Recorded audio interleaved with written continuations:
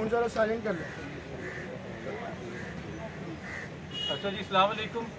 आज 2 नवंबर है और आपके इल्म में है कि एक बच्ची का वाक़या जो कि हाई कोर्ट के पिछले ऑर्डर के बाद आपके सामने रूनुमा हुआ। आरजू 13 साल की, जो 13 अक्टूबर को अगवा की गई।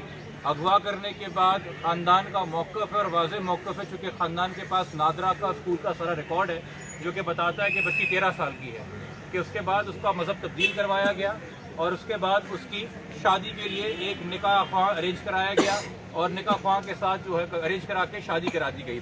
और उसके बाद जो है पुलिस बजाय इसके कि उस बच्ची को दरियाफ्त करती, उस बच्ची को अपनी कस्टडी में लेती, इस FIR के पेश नज़र जो वालिदैन ने उसकी गुमशुदगी की कटवाई भी थी और साथ में ये कहा था कि हमें खदशा है कि बच्ची के साथ कोई ज्यादती होगी। जब बच्ची को निकाहनामा दिया गया तो पुलिस ने उस वक्त चाइल्ड प्रोटेक्शन एक्ट के तहत कार्रवाई नहीं की। पुलिस ने उल्टा वालिदैन को बुला के TCS कोरियर बन के निकाहनामा वालिदैन को पकड़ा दिया कि ये लीजिए आपकी बच्ची की तो शादी हो गई। वालिदैन रोते पिटते रहे। जब मीडिया में थोड़ा बहुत केस उछला तब जाके 10 दिन बाद 23 अक्टूबर को पुलिस ने चाइल्ड मैरिज रिस्ट्रेंट एक्ट के सेक्शन और दफात इसमें ऐड की और जैसे ही पता चला मुलजिमों को कि अब उनके इर्द घेरा तंग हो रहा है, उन्होंने 27 अक्टूबर को इस कोर्ट के अंदर एक एप्लीकेशन लगाई।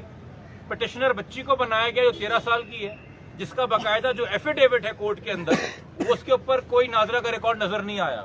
मगर चूंकि उस दिन कोई सामने वाली पार्टी पेश नहीं हुई, सिर्फ उस बच्ची का जो खावंद बना हुआ है गैर कानूनी तौर पे उसका वकील पेश हुआ। उन्होंने कोर्ट को धोखे में रखा, कोर्ट से झूठ बोला और उस धोखे की वजह से कोर्ट ने ये तो जरूर कहा उस बच्ची को न्यूली मैरिड वाइफ कहा था कि बच्ची को प्रोटेक्शन प्रोवाइड करें। जिस हवाले से हमने 30 अक्टूबर को पहले SSP साउथ को, फिर 31 अक्टूबर को मजिस्ट्रेट कराची साउथ को और फिर 31 अक्टूबर को SHO प्रेडी को ही बोलते रहे कि हाई कोर्ट जब आपको कह रहा है प्रोवाइड प्रोटेक्शन तो इसका मतलब था प्रोवाइड प्रोटेक्शन। इसका यह मतलब नहीं है कि बच्ची के साथ अगर कोई जुर्म हो रहा है तो उससे कोर्ट आंखें मूंद ले, पुलिस आंखें मूंद ले।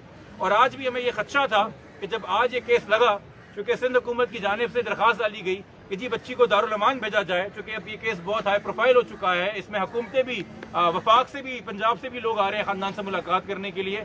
अच्छा होता कि पहले से इस तरह की कानून साजी और अमल दरामद हो कि बच्चियां गायब ही ना हो, उनका ये नाकाबिल तलाफी नुकसान ही ना हो। मगर कोर्ट ने आज भी कहा वर्बली पुलिस को कि हमने आपको बच्ची को प्रोटेक्ट करने से कहां रोका था, हमारा पिछला ऑर्डर आपको कहां रोकता है कि आप इस केस को इन्वेस्टिगेट ना करें। आपको तो चाहिए था कि आप बच्ची पर नजर रखते। आज पुलिस आके कह रही है हमें पता नहीं कि बच्ची कहाँ है।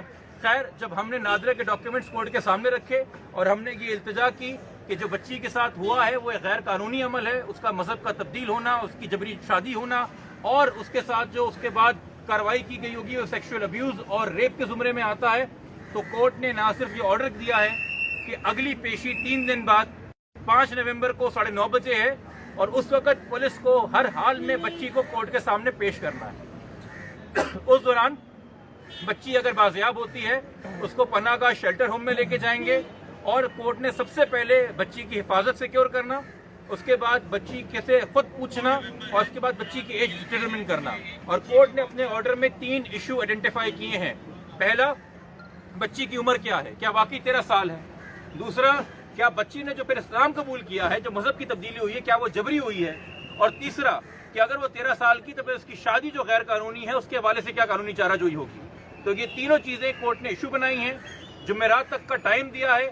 अब उसके मेडिकल एग्जामिनेशन जो कोर्ट का ऑर्डर कह रहा है उसकी रूह के तहत अमल दरामद करें। हम हाई कोर्ट के आज शुक्रगुजार हैं कि जब उनके सामने वालिदैन का मौक़िफ़ रखा गया है, सच रखा गया है, तो उन्होंने फिलफौर बच्ची की बाजियाबी का हुक्म दिया है।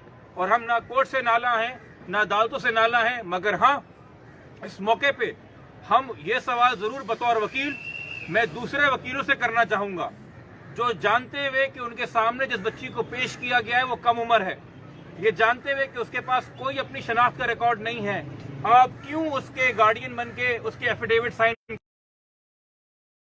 और जो बहन वकीलें हैं जो हमारी कम्युनिटी के हैं, हम पे मजालिम होते हैं, जमहूरियत के खिलाफ, आज़ादियों के खिलाफ हम सारे खड़े होते हैं। जमहूरियत और आज़ादी इन बच्चों के हकूक में कहाँ चली जाती है। ये जबरी गुमशुदगी के मामले में, जबरी शादियों के मामले में, जबरी मजहब की तब्दीली के मामले में कहाँ चली जाती है।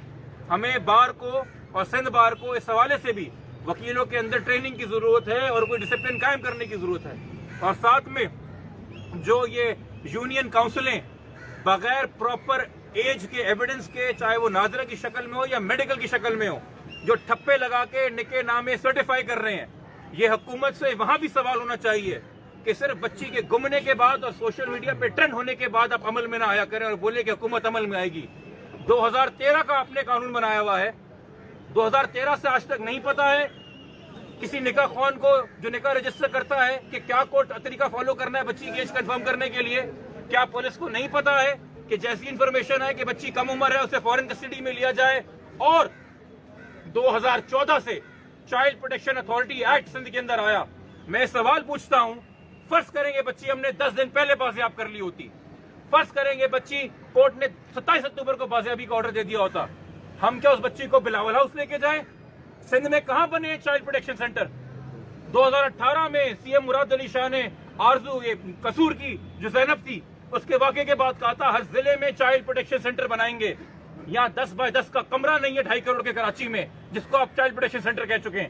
یہ بچے, یہ عورتیں جو ڈومیسٹک وائلنس کا شکار ہوتی ہیں, جو ریپ کا شکار ہوتی ہیں, جو تیزاب کے اٹیک کا شکار ہوتی ہیں, جو گھر سے نکالی جاتی ہیں, جن کے مذہب تبدیل کرائے جاتے ہیں, وہ کدھر جائیں؟ این جی او کے سہارے یہ حکومت چلے گی, این جی او کے سہارے یہ سندھ چلے گا. ہر چیز پبلک پرائیویٹ پارٹنرشپ ہے. یہ صوبہ پوچھتا ہے, صوبے کی کمیونٹی پوچھتی ہے کہ قانون آپ بنا لیتے ہیں تو قانون کی پاسداری کے لیے وہ نظام, وہ ادارے, وہ محکمے اور ان کا بجٹ کہاں ہے؟ اس کا جواب ہم طلب کر رہے ہیں. اور سب سے پہلے پوچھ رہے ہیں, یہ والدین پوچھ رہے ہیں سندھ پولیس سے کہ آرزو کہاں ہے, اس کا جواب چاہیے. آرزو کہاں ہے؟